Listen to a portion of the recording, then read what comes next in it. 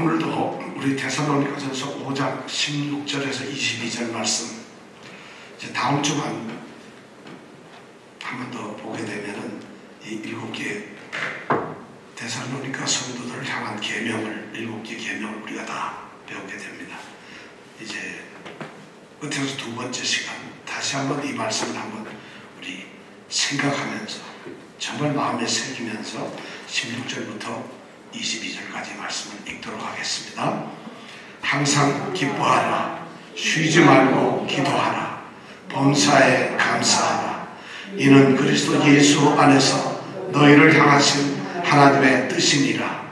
성령을 소멸치 말며 예언을 멸시치 말고 범사에 헤아려 좋은 것을 취하고 악은 모든 모양이라도 버리라. 신약 성경에서 제일 짧은 성경 구절이 바로 16절이에요. 뭐겠어요? 제일 짧은 구절이 바로 항상 기뻐하라, 이 구절입니다. 우리가 여기 7개 성경 구절을 요거를 이번 기간 동안에 좀 모두가 암송을 했으면 좋겠어요. 어떤 사람이 그러더라고. 성경 좀 많이 한 10절, 7구절 이렇게 외우고 싶은데 어느 게 제일 좋을까 찾아보니까 여기가 제일 짧더래요. 아주 짧게 돼 있고 외우기도 쉽고 익숙하더라. 그런데 이 말씀이 너무 중요하고 너무 우리 신앙생활에 필요한 말씀이거든요. 그러니까 우리 성도들, 우리 집사님 꼭 외우세요. 이거 뭐 길지도 않잖아요. 아마 이것만 딱 외워도 우리의 삶이 많이 변화될 줄 믿습니다. 자, 오늘은 우리가 몇 번째 시간이죠? 자, 오늘 우리가 말씀을 나눌 제목이 뭐겠어요? 오늘 계명이 범사에 헤아려 좋은 것을 취하라 그랬습니다. 이 데살로니가 전서는 말이죠, 이제 신앙생활을 금방 시작하는 이 초보 성도들에게 가장 좋은 성경이 제가 보기에는 데살로니가 전서예요. 왜냐하면 바울 사도가 복음을 전하면서 여러 교회를 거쳤지만은 이 데살로니가 전서가 바울 사도가 쓴 첫 번째 편지거든요. 첫 번째 편지라는 건 뭐예요? 자신이 금방 복음을 전했던 그 사람들, 더군다나 3주밖에 복음을 전하지 못했던 이 사람들에게 무슨 이야기를 하겠어요? 가장 기본적이고 가장 기초적인 그런 말씀을 하지 않겠어요? 그래서 데살로니가 전서는, 이 후서는 신앙생활을 하는 이 신앙생활의 사람들한테 가장 인기 있는 말씀이에요. 근데 정작 이 말씀은 거의 다 읽어본 사람들이 많지 않더라고요. 오늘 말씀은 우리가 보면 이렇잖아요. 자, 이 기초적으로 성도들이 살아갈 때, 이제 신앙생활을 한다면은 어떻게 살아야, 도대체 뭘 우리가 느끼면서 살아야 되고, 무엇을 우리 삶의 기준으로 해서 살아야 하는가 하는 것을 바로 여기에서 다 말해주고 있어요. 자, 첫 번째가 뭐냐면 성도가 누구냐는 것이에요. 이것을 알 때 당신이 누굽니까? 하나님이 사랑하셔서 많은 사람 중에서 구원을 위해 거룩하게 구별해서 선택한 사람입니다. 내가 그 성도입니다. 이걸 느낄 때 우리는 항상 기뻐할 수 있어요. 근데 그렇게 선택을 해놓고 하나님께서는 우리와 함께 계시며 교제하기를 원하세요. 왜냐하면 선택을 해놓고 구별해놨으니까 그들과 함께 교제하기를 원해요. 그게 뭐냐면 쉬지 말고 기도하라는 것이죠. 그리고 교제를 하시면서 하나님은 선택해놓은 우리와 항상 영원히 늘 동행을 하시거든요. 그러니까 그 하나님과 동행하니까 우리는 뭐예요? 하나님이 모든 것을 책임져 주시니까 하나님께 뭘 한다고? 감사합니다. 하나님께 감사하라 이 말은 하나님께 찬양하라 이 말이에요. 하나님을 경배하라 이 말하고 똑같은 단어예요. 그러니까 하나님께 감사하라 그러면 우리는 감사를, 뭔가가 우리는 하나님께 뭘 드려야 되고 하나님께 뭔가를 갖다 바쳐서 하나님, 내가 너에게 이런 은혜를 베풀었더니 가지고 왔구나, 이것이 감사인 줄 알아요. 세상은 우리에게 감사라는 거지 말로만 감사하냐 이런 말을 하는데, 성경에서의 감사라는 말은 하나님께 뭐를 가지고 간다는 것이 아니에요. 하나님을 찬양한다는 것이에요. 왜냐하면 하나님이 내게 모든 것을 해주셨는데 우리가 할 거는 찬양밖에 없어요. 하나님 감사합니다. 이게 바로 찬양이라는 것이에요. 여러분들 삶을 바로, 그러니까 범사에 감사하라. 그럴 수밖에 없어요. 이것이 하나님의 사실이에요. 그럼 어떻게 이 성도들이 어떻게 그렇게 될 수 있는가? 성도들이 성도로서 살 수 있는 중요한 두 가지가 뭐냐면 성령과 말씀이라고 했잖아요. 그래서 성령을 소멸치 마라. 성령의 불을 끄지 마라. 우리 영혼 속에, 우리의 심령 속에 지금 타오르고 있는, 불길처럼 타오르고 있는 이 성령의 불을 끄지 마십시오. 또 뭐냐면 우리가 읽고 듣고 말하는 이 하나님의 말씀을 멸시하지 마. 가볍게 여기지 마십시오. 성령과 말씀, 성령께서는 말씀을 통해서 역사합니다. 성령은 직접적으로 우리에게 역사를 하시는 경우보다는 거의 다가 말씀으로 역사하십니다. 말씀을 깨닫게 해주시고, 말씀을 통해서 우리가 잘못된 것이 무언가를 알게 해주고, 말씀을 통해서 우리에게 용기를 주시고, 말씀을 통해서 성령께서 우리에게 소망을 주시는 거예요. 성령이 직접 여러분들에게 소망을 주시는 것이 아니라 바로 말씀을 통해서 주시는 거예요. 그러니까 성령과 말씀, 아까 우리가 웨스트민스터 교독 읽으셨죠.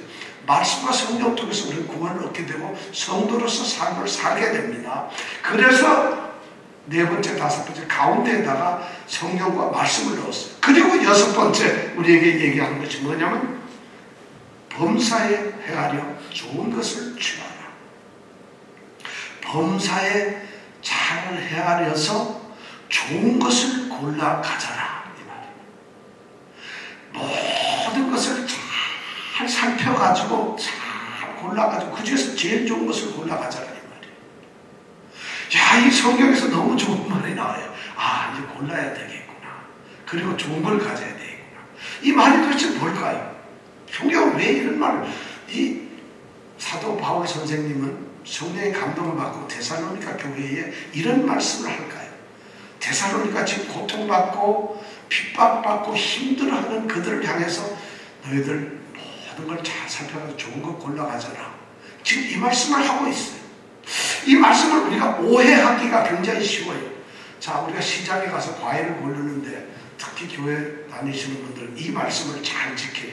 이 말씀에 충실해서 과일을 고를 때 어떻게 하죠? 사과를 고르는데 옆에 치지 마세요. 잠깐만.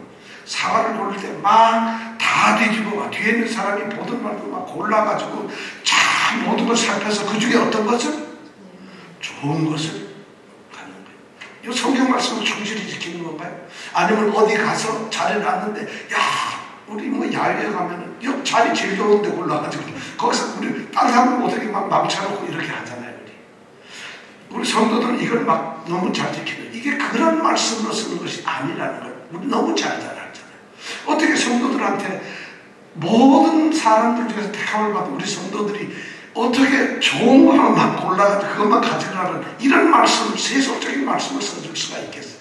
이건 그런 뜻이 절대 아닌데, 그런데도 이 사회적으로 보면은 건강관리 하시는 분들이 세미나 할 때 보면 이 말을 많이 써요. 여러분 잘 살펴가지고 제일 좋은 게 뭔가, 여러분 건강을 위해서 무엇이 좋은가를 잘 살피죠.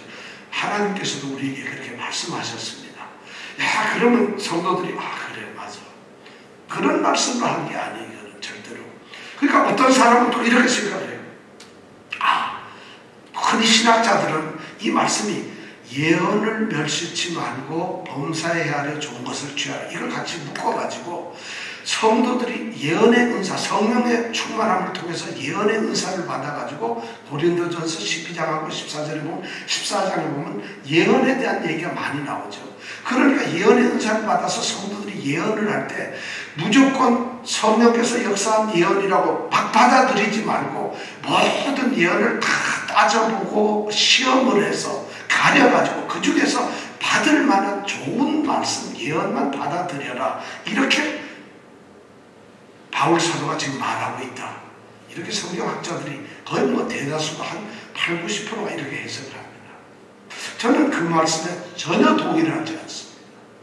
바울 사도가 지금 데살로니가 그 많지도 않은 성도들을 향해서 그 사람들이 예언을 얼마나 많이 하는지 모르겠어요. 그런데 그 사람들이 예언을 하는 걸 갖다가 다 따져가지고 니네 지금 데살로니가 교회에서 좋은 말씀만 듣고 해당 안 되는 예언을 포기하고서 그런 포기되는 거짓 예언을 한 사람을 어떻게 버리나? 그런 말씀을 한 것 같진 않아요. 이 말씀은 그보다 더 중요한 말씀이에요.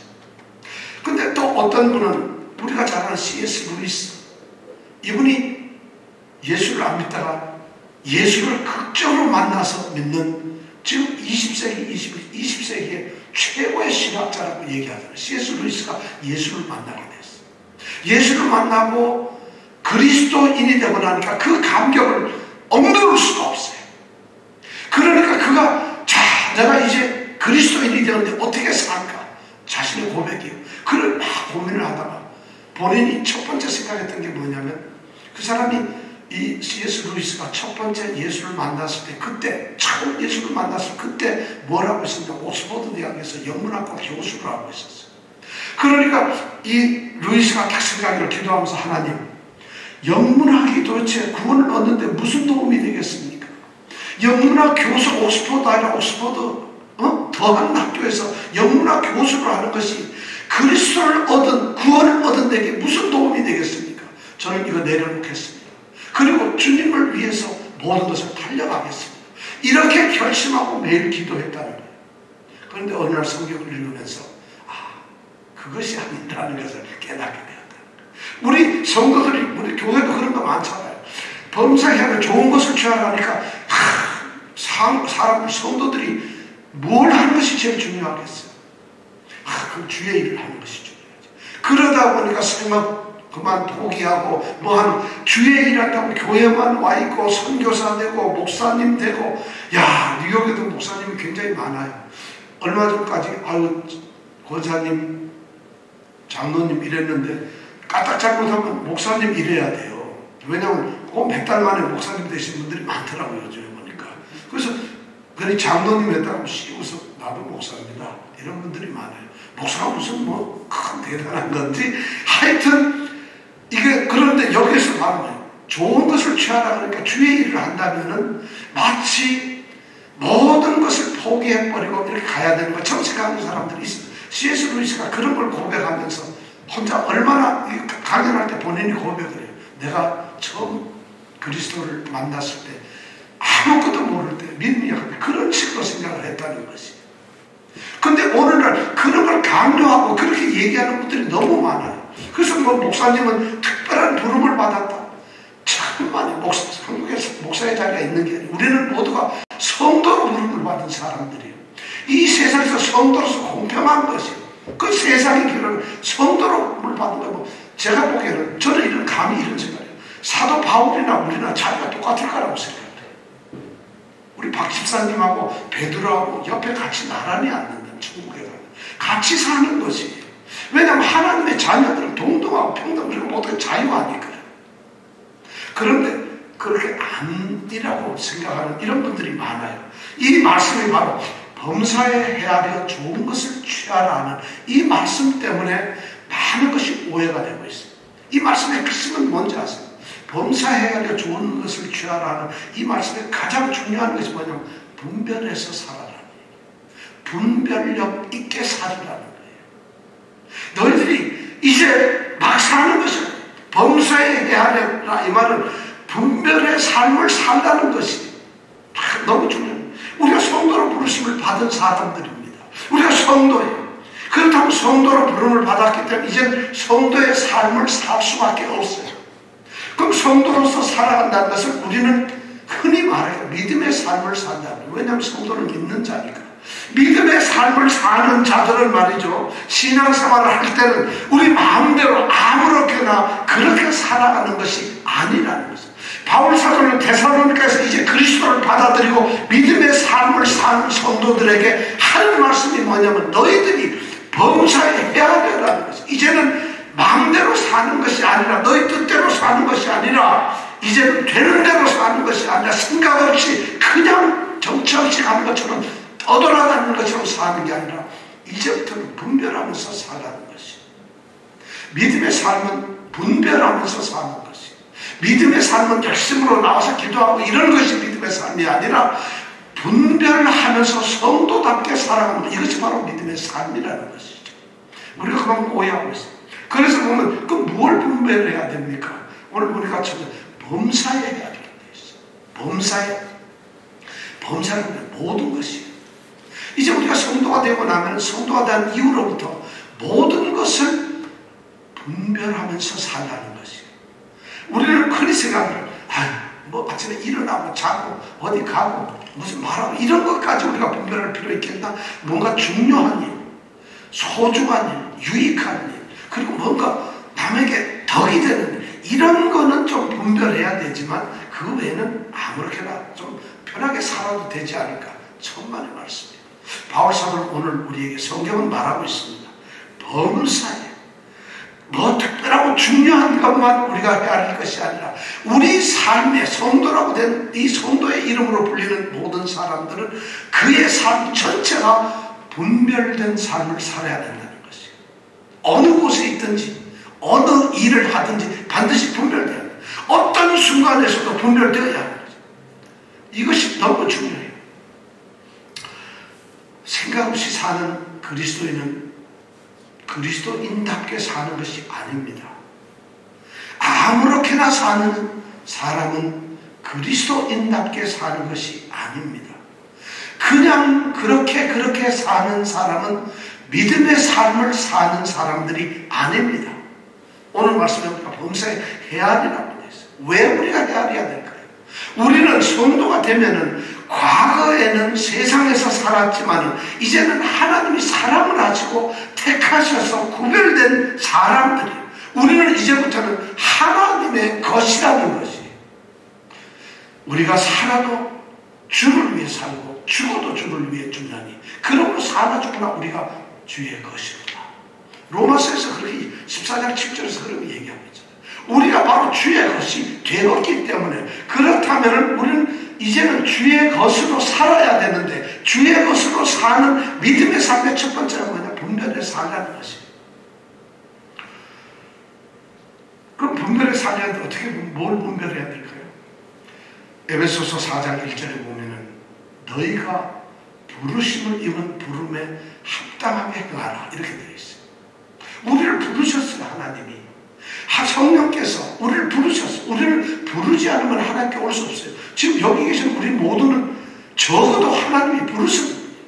여러분 마음속에 성령께서 여러분들의 마음을 흔들어 놓지 않으시면 여러분들의 마음을 터치하지 않으시면 우리는 회개할 수 없어요. 예수를 주라고 고백을 할 수가 없어요. 우리는 예수를 믿는 사람이 될 수가 없어요. 바로 우리는 성령께서 우리의 마음을 터치하셔서 부름을 받은 존재들이 우리가 성도가 그렇게 엄청난 성도는 뭐 아버지 때문에 할 수 없이 교회 나와 앉아있는 사람들이 아니라는 것이에요. 성도는 뭐 사업자 교회 나와 있는 이런 게 아니라 부름을 받은 사람들. 누가 불렀겠어요? 하나님이 우리를 부르셔서 성령을 통해서 부르셨어요. 그러니까 부름을 입은 사람들은 너희가 부르심을 입은 그 부름에 합당하게 살라고 에베소 교회를 향해서 4장 1절에 그렇게 말을 하고 있어요. 그럼 그 부르심의 부름이 뭘까요? 왜 불렀을까? 그럼 우리가 분별하려면은 우리가 범사에 무슨 일을 하려면 하나님이 나를 부르신 목적이 있구나. 그럼 그 목적이 뭔가 우리가 알아내야 되고 그것이 뭔가요? 하나님은 왜 우리를 부르셨을까요? 구원을 위해서 불렀다. 그건 한 50점 정도 맞아요. 뭐 100점도 되겠지만 저는 50점밖에 안 줍니다. 구원을 위해서 부른 건 맞아요. 그런데 실제로 구원이 끝이 아니에요. 하나님의 뜻은 거기 또 딴 데 있어요. 그게 하나님의 왜 우리를 부르셨는가? 우리가 하나님의 뜻이나 계획이나 부르신 목적을 알아야만 범사에 우리가 주변에 있는 모든 것을 우리가 분별할 거 아니에요. 따져볼 거 아니에요. 이것이 과연 하나님의 뜻인가 뭔가를. 그렇게 보니까 로마서 12장 2절 우리가 잘 아는 대로 뭐라고 되어 있어요.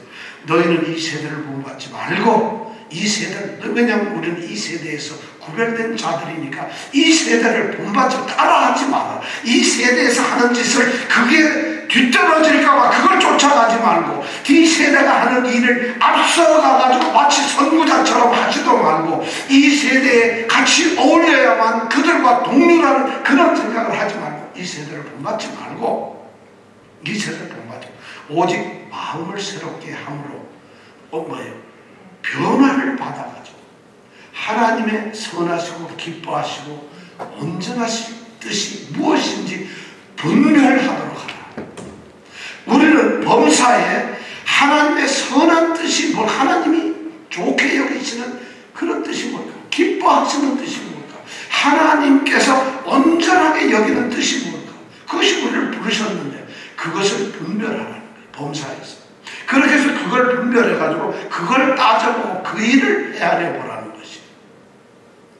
그러니까 성도가 되는 것은 바로 그런 거예요.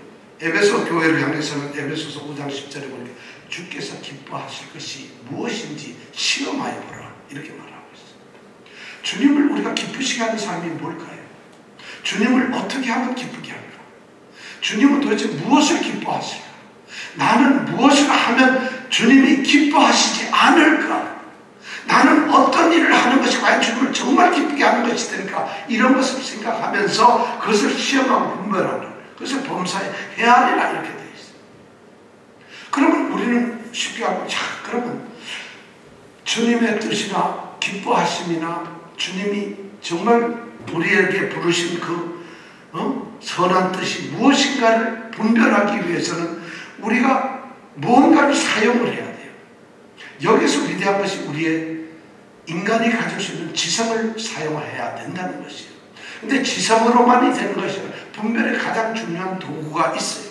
근데 우리는 가끔 가다가 우리의 생각으로, 우리의 판단으로, 우리의 경험으로, 우리의 지식으로 또는 우리의 이 살고 있는 시대의 시대 정신으로 우리가 무엇이 중요하다고 그만 분별합니다. 그것을 성경에서는 원치 않고 있어요. 여기서 헤아려, 범사에 헤아려 하는 이 헤아려라는 말이 도끼맞으라고 하는 말인데, 이 말은 진짜 동전하고 가짜 동전 또는 금속을 갖다가 재련을 해서 완전히 걸러내서 새롭게 정말 아주 순전한 그런 금속을 이끌어내는 이런 재련의 작업을 바로 헤아려라는 단어로 표현을 하고 있어요. 그래서 시험을 하는 거예요. 계속 조사하고 증명하는, 어떤 것이 진짜 참인가를 헤아리라는 말을 그렇게 하면 계속해서 우리가 그렇게 세련하고 조련하고 계속해서 정말 뭔가 그럼 뭘로 할 것이냐. 우리가 과거에는 세상의 기준으로 살았어요. 우리의 경험, 지식, 철학, 우리 가치관, 우리의 목적, 우리 삶의 기쁨, 이런 걸 가지고 우리는 헤아렸고 그것을 기준으로 해서 이것이 좋구나 해가지고 우리는 선택했어요. 그것을 좋은 것으로 알고 그것을 취했다는 거죠. 그런데 이제는 우리가 구별되고 다른 사람들이 그래서는 안 된다는 거예요. 참 우리 인류가 멸망이 됐던 것이 바로 그거예요. 인류가 죄악에 빠졌던 것은 바로 창세기 3장에 있었던 우리 최초의 시조인 아담과 하와의 이 타락이죠. 그들의 타락이 바로 분별력이 없었던 거예요. 뱀이 에덴 동산에서 아담과 하와를 유혹하죠.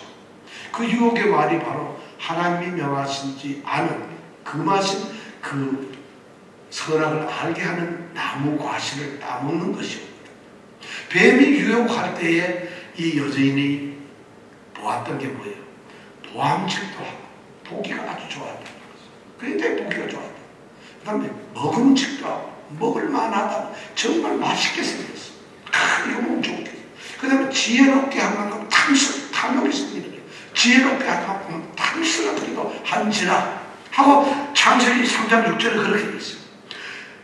유혹이 있다 하더라도, 그러한 뱀의 어떤 꼬임이 있다 하더라도 그것을 따라가서는 안 되는 것인데, 그가 생겼다면 보암직하고 먹음직하고 지혜롭게 할 만큼 탐스럽다는 생각이 들거든요. 분별력이 없어진 것이에요. 그래서 사도 요한 1서 2장 16절에 이 세상의 것을 쫓지 마라. 이 세상의 것은 뭐라고 그랬죠? 육신의 정욕을 쫓아가는 것. 그 다음에 뭐예요? 안목의 정욕, 보기 좋아하는 정욕, 이생의 자랑, 이 세상 살면서 자랑거리 되는 것, 이 세상에 자랑거리가 좀 많아요. 그런 것이 우리 분별의 기준이 되어서는 안 된다는 것이, 그런 것을 기준해서는 안 된다는 것. 그런데 성도로 부름을 받은 목사고 장로고 많은 성도의 사람들이 그들이 하나님의 사람으로서 살아가면서도, 그렇게 살아가면서도 그들의 삶의 선택의 기준이 바로 세상의 것이라는 거지. 교회가 그렇다는 거죠. 저는 그런 것이 되어서는 안 된다고 생각을 합니다. 그런데 그런 것이 너무 많아요. 교회 건물 크고 막 이러면 너무 좋죠. 그리고 큰 교회 다니고 싶다, 사람 많은데 다니고 싶다. 요새 한국에 미국도 마찬가지고 뉴욕도 마찬가지고 큰 교회들 요즘에 너무 힘듭니다. 세계에서 제일 큰 교회가 어디죠? 어느 교회가 세계에서 제일 크죠? 예? 예, 여의도에 있는 교회 하나 있어요. 여의도에 있는 수목교회인데 그 교회가 2달 전에, 2주 전에 그 교회가 사용하고 있는 한 2,500평 되는 주차장을 매각하기로 당에서 결정을 했어요. 팔아버려야 돼. 돈이 없어서. 그 교회가 1년 예산이 제일 많을 때는 한 4억 불 정도 됐어요. 1년 예산이. 근데 뭐 요즘에 와서는 좀 사람 교회가 나눠지기도 하고 분리해가지고 한 2억 달러 정도 됩니다. 교회 예산이. 우리하고 거의 비슷하네요. 보니까 2억 달러 수준인데 이 2억 달러가 1년 예산인데 팬데믹 때문에 거의 10개월 가까이 수목교회는 모여가지고 기도하고 찬양하고 이걸 너무 기뻐하는 성도들 아니에요. 근데 모일 수가 없잖아요. 그 재정이 막 급락해버리는 거예요. 그러니까 재정을 1년간 예산이 2억인데 들어갈 돈은 많고 선교되고 다 해야 되고 못 내니까 주차장을 팔기로 결정을 했어요. 그래서 작자가 나타났어요. 그래서 팔아요. 지금 뭐 그것뿐만 아니라 건물 가장 멋있게 진 뭐 서초동에 있는 S교회 그거는 교회가 5억 달러짜리야. 진지 몇 년 안 돼요. 모계지, 우리말로는 모계지. 말할 수도 없어요. 그걸 어떻게 감당을 하겠어요? 생각해보세요. 팬데믹 때문에 아무리 많아봐야 한 번 주일에 2만 명, 3만 명, 5만 명 모이다는 게 1,000명도 못 모여요. 여러분 1,000명도 안 모이는 교회가 어떻게 살아나갈까요? 심각하다. 그 다음에 뭐 우리 명일동에 있는 뭐 무슨 M교회 이런 데도 마찬가지예요. 8천짜리 교육관 크게 지어놨는데 지금 교회들이 전부 미국에 우리 뉴욕에도 여러분 많은 교회들 큰 교회들이 지금 심각합니다. 건물 짓겠다 하는데 이런 데 전부 타격을 입습니다. 교회가 그것이 아니었는데 참 저는 그런 거 생각하면서 안타까워요. 우리가 좀 그런 교회에 보태가지고 빚을 좀 조금이라도 보태줬으면 좋겠는데 정말 참 안타까운 일들이 있어요. 우리는 교회가 성도들을 위해서 정말 이 시대 교회가 분별을 어떻게 해야 돼요? 뭘로 분별해야 돼요? 세상의 것으로 이때까지 분별했어요. 육신의 정욕, 이생의 자랑 같은 거, 안목의 정욕 같은 거, 보기 좋고 이 세상에서 얼마나 하나님께 가장 영광을 돌리기 위해서 가장 큰 교회를 천만의 말씀, 성전이 아니라는 것이죠. 하나님께서는 이스라엘 백성을 광야에서 이끌고 나오셨을 때 어디에 사셨어요? 회막을 지으라고 회막에 있었어요. 그 회막 크기가 얼마였는지 아세요, 여러분? 그 회막이 말이죠. 너무 작아요. 왜냐면 우리가 말하는 법궤, 하나님의 말씀드리는 법궤는 이 강대석 요만해요. 요거 넣으면 끝이에요. 그렇게 작은 회막이 그것이 이스라엘 백성들이 하나님이 지으라고 하면 그게 바로 그게 회막이에요. 하나님은 그런 것이 있어요. 솔로몬이 그렇게 큰 성전을 짓고도 그가 꼭 기도한 것입니다. 천지를 주재하시는 하나님께서 우리가 아무리 크게 짓는데 이것이 어디 합당하겠느냐, 그렇지 않다고 하나면서 하나님께 기도하잖아요. 성전을 아무리 크게 해도 되는 게 아신데 우리 교회가 이때까지 그런 범사에 헤아려 좋은 것을 취하여야 되는데 우리가 이 헤아리는 방법이 틀렸어요. 헤아리는 수단이 잘못되었어요. 지금 이 팬데믹의 세대는 정말 우리에게 헤아려서 좋은 것을 취하게 하는, 무엇으로 우리가 그럼 헤아려야 하는가, 이것을 우리에게 너무 잘 알려주고 있어요. 여러분 무엇으로 헤아려야 될까요? 무엇으로 분별해야 될까요? 하나님의 말씀이에요. 하나님의 말씀과 분별을 해야 돼요. 왜냐하면 하나님이 기뻐하시는 것, 하나님의 계획, 하나님이 선하시다고 하고 온전하게 생각을 하시는 것, 하나님을 기쁘시게 하는 것을 우리는 알 방법이 없는데 하나님께서는 말씀을 통해서 자신의 뜻이나 계획이나 자신의 기뻐하시는 것, 자신이 원하시는 것, 바람의 소망이 무엇인가 하는 것을 말씀을 통해서, 선지자들 통해서 성령의 감동으로 우리에게 말씀을 해주셨거든요. 말씀을 통해서. 그러니까 성령이 소멸하지 말아야 되는 것이, 성령이 뜨겁게 됨으로 말미암아 성령께서 역사하심으로 말씀 안에서 우리로 하여금 말씀을 읽게 하시고 깨닫게 하시고 말씀에 순종하게 하시는 거예요. 그래서 성령 소멸치 말고 예언을 멸시치 말라고 얘기합니다. 정말 그렇습니다. 우리는 예수님의 위대하신 말씀 생각합니다. 신명기 6장 4절, 신명기 8장 3절, 마태복음 4장 4절. 여기서 나오는 겁니다. 사람이 떡으로만 살 것이 아니라 여호와의 입에서 나오는 말씀으로 살 것이다. 우리가 살아가는 것은, 성도들이 살아가는 가장 중요한 기준은 말씀이에요. 하나님의 말씀에는 하나님의 뜻이나 그 생각이나 기쁨이 들어가 있어요. 그걸 말씀을 통해서 우리가 왜 말씀이 우리를 분별하고 우리를 갖다가 시험하는 도구가 되어야 하느냐. 말씀을 통해야 우리는 비로소 내가 성도인가 아닌가를 알 수 있어요. 성도를 알 수 있는 것은 그분이 양복을 입고 주일날 예배에 참석했기 때문에 성도구나 하는 것이 아니라 말씀을 통해서 그분을 성도인가 아닌가를 구별할 수 있다는 것이에요. 말씀을 통해야만은 내가 그리스도 안에 있는가 없는가를 알 수 있다는 것이에요. 말씀을 통해야만 내가 무엇을 하여야만 구원을 얻는가, 내가 구원을 얻은 존재로서 어떻게 살아야 하는가가 바로 말씀에 나와 있다는 것이에요. 하나님의 말씀, 그러니까 단 한순간도 놓쳐서는 안 돼요. 왜냐하면 범사에 헤아려야 하니까, 모든 것을 헤아려야 하니까 끊임없이 하나님의 말씀을 우리는 알아야 된다는 것이에요. 미국 농담에는 터틀 크리스찬이라는 게 있어요. 터틀 크리스찬이라는 게 뭐냐면 거북이 교인? 이런 말이에요. 여러분, 거북이 교인이라는 말이 무슨 말일까요? 여러분, 혹시 거북이, 미국 사람들이 흔히 이제 성도들을 얘기할 때 당신은 거북이 교인입니다. 터틀 크리스찬이라고요. 이게 좋은 뜻일까 나쁜 뜻일까요? 좋은 뜻일까 나쁜 뜻일까요? 여러분, 자, 터틀 크리스찬이 되고 싶습니까? 안 되고 싶습니까? 야, 이게 미국 교인들이 그래요. 우리가 이게 말이 왜 나왔냐면 이거예요. 새는 말이죠. 새들은 9일을 안 먹고도 살 수 있다 그래요. 근데 사람은 이 생리적으로 12일 정도 안 먹고도 살 수 있다 그래요. 우리 저기 개 있죠. 개들은 한 20일 굶어도 산대요. 근데 거북이는 500일을 굶어도 죽지 않는다는 것이에요. 살아가는 것이에요. 하나님의 말씀을 500일 동안 안 먹고도 살아가는 이런 크리스찬을 무슨 성도라고 한다고요? 거북이 성도를 한다. 자, 거북이 성도 한번 손들어 보시겠어요? 아니, 한 500일은 아니고 한 400일 정도는 난 했는데, 참, 하나님의 말씀을 그렇게 생각을 하고 있다는 거예요.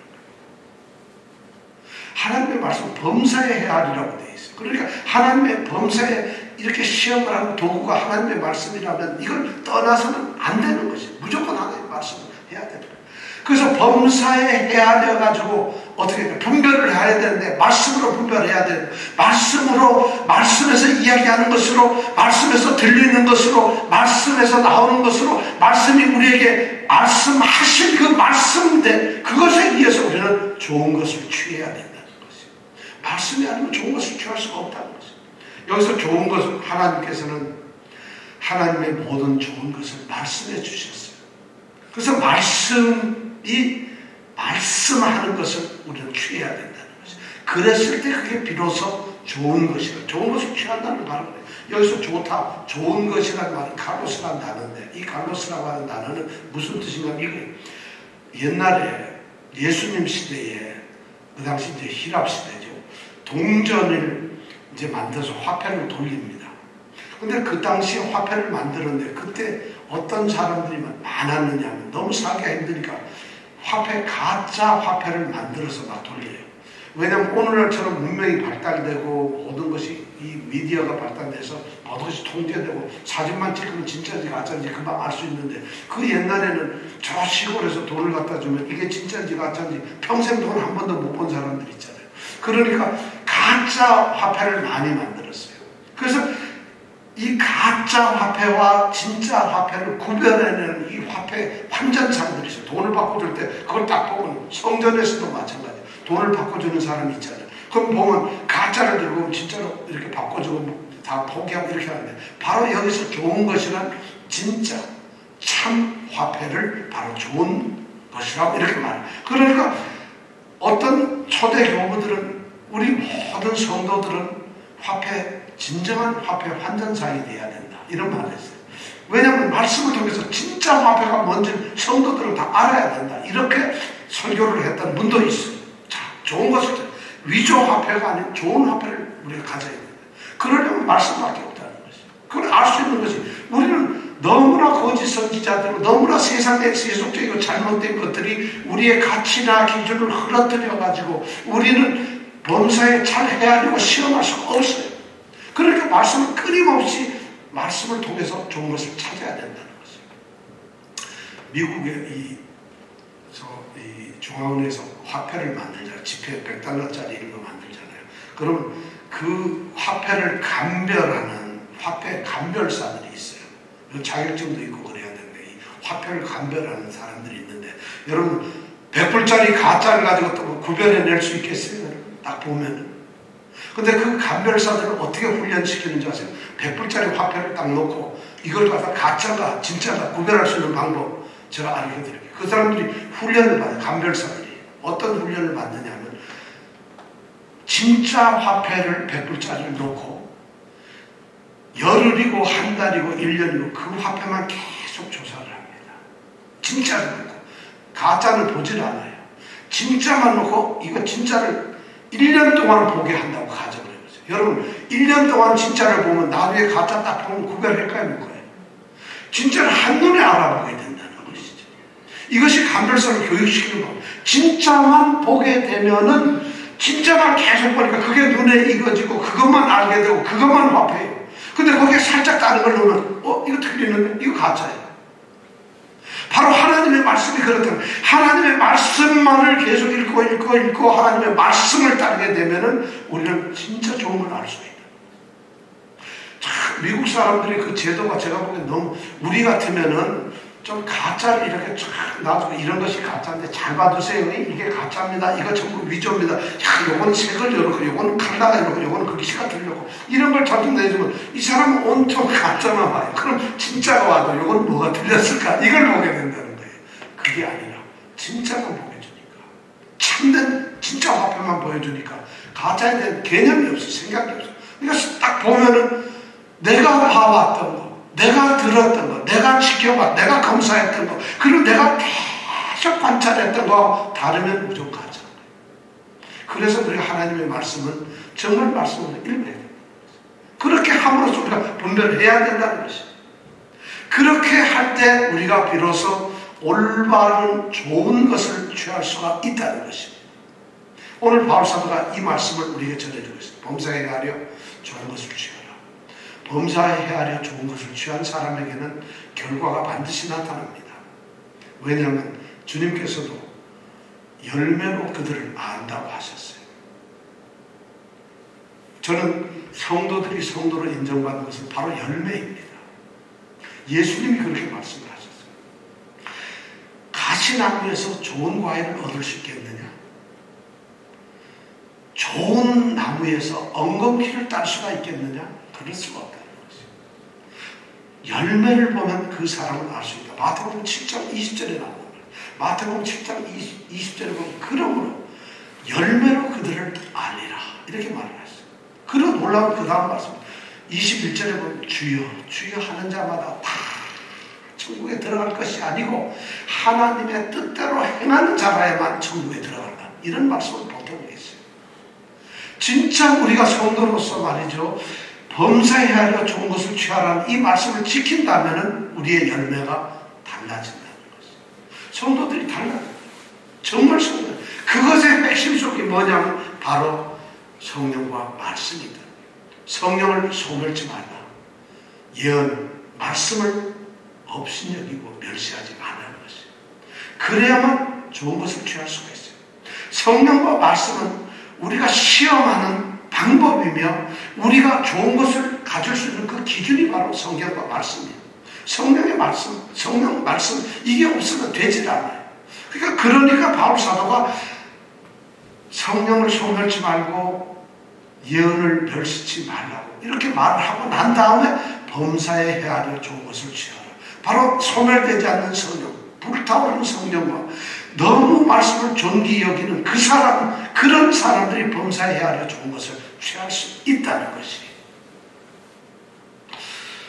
우리는 순간순간 속에서 우리 성도로서 살아가는 사람들이 순간순간 속에서 우리는 말씀을 떠나면은 궤도에서 벗어날 수밖에 없어요. 그런데 전부 다가 말씀을 다 잘 안 읽으니까 누가 뭐 궤도에 떠났는지 없는지 누가 뭘 잘못된지 우리가 피차간에 몰라요. 분별할 수가 없어요. 정말 말씀대로 살아가고 이런 사람이 한 사람이라도 있다면, 정말 말씀에 충실한 사람들이 있다면, 말씀에 순종하는 사람이 있고 성령에 따르는 사람이 있다, 뭐 방언한다 이런 것이 아니에요. 성령을 충만하고 말씀에 순종하는 사람이 있다면 우리는 기준을 알 수가 있을 것 같아요. 그 사람을 보면서 알 수가 있을 것 같아요. 그런데 바로 우리가 말씀이나 성령이 우리가 한순간이라도 만약 떨어진다면은 우리는 주님 안에 살 수가 없어요. 말씀에서 떠난 사람은 궤도에서 벗어난 사람, 어긋나는 사람, 저한테 떨어져 있는 사람, 그 사람은 성령도 어쩔 수가 없어요. 말씀을 떠났기 때문에 어쩔 수가 없다는 것이에요. 아무리 작은 일이라도 어떤 것이라도 소홀히 해서는 안 되고 정말 소중하게 아주 찬찬하게 살펴가지고 성령께서 말씀을 통해서 우리에게 어떻게 인도하시는가를 우리가 분별해야 된다는 것이에요. 정말 이것이 너무 중요합니다. 말씀이 없이는 안 되는 것이에요. 그럼 말씀을 보면 저는 그런 걸 잘 모르겠는데, 말씀을 보면서 잘 모르시는 분들에게 제가 권할 수 있는 것은 말씀을 읽을 때 기도하십시오. 오늘 말씀을 읽을 때 하나님, 주님께서 성령을 내게 지금 뜨겁게 해주셔서 말씀을 읽는 순간 내 마음이 감동케 하시고 말씀을 듣게 하여 주시고 읽게 하여 달라 기도해 보세요. 그러면 어느 날 갑자기 어느 한순간 갑자기 뜨거워지면서 말씀이 읽어지고 자기도 모르는 사이에 아멘이 나오고 눈물이 쏟아집니다. 그럴 때 비로소 여러분 말씀을 읽었다 이렇게 합니다. 그냥 우리가 항상 기뻐하라, 목소리 탁 깔고 쉬지 말고 기도하라, 이게 말씀을 읽는 게 아니에요. 목소리 좋고 낭낭 양성이 아니에요. 말씀을 읽는다는 것은 말씀에 내가 들어가는 것이에요. 말씀에 사로잡히는 거예요. 말씀의 감동 때문에 눈물도 나고 기뻐도 하고 확신도 생기고 그 다음에 용기도 생기고 말씀 때문에 내가 소망도 갖게 되고 말씀 때문에 내가 일어나는 것이에요. 내가 말씀 때문에 그리스도 안에 붙잡히게 되는 것이에요. 내가 말씀을 붙잡고 있어야만 그리스도께서 나를 붙잡는 것이에요. 내가 말씀을 놓는 순간 그리스도도 우리를 놓아버립니다. 그래서 말씀이 중요하다는 것이에요. 한순간에 뜨는 거예요. 한 방에 한 번에 훅 가버리고 맙니다. 말씀이 없기 때문에 그런 거예요. 여러분 오늘 말씀 너무 소중한 말씀. 범사해야 하려 좋은 것을 취하라. 이것이 신앙생활에 가장 중요한 거예요. 여러분들 범사해야 하려 좋은 것을 취하십시오. 어떻게 보면 아무 말 아닌 것 같은데 이 말이 우리 믿음의 말 전부 다예요. 말씀으로 모든 것을 여러분 시험하여서 말씀이 말씀하는 그대로 좋은 것을 따르십시오. 지금 바울사도가 그 말을 하고 있는 것이에요. 그래야만 성도가 되는 것이에요. 너희들이 성도니까, 너희들이 달라졌어, 너희들이 하나님의 가족이고 하나님의 백성이니까 그렇게 살라는 것입니다. 우리가 어렵지만 바로 이렇게 살아야 됩니다. 우리가 정말 이렇게 범사에 정말 모든 일에 헤아려서 말씀으로 헤아려서 말씀이 우리에게 명령하는 그 좋은 것을 쫓아가고 그것을 취하는 귀한 성도들이 되시기를 원합니다. 자, 기도하겠습니다.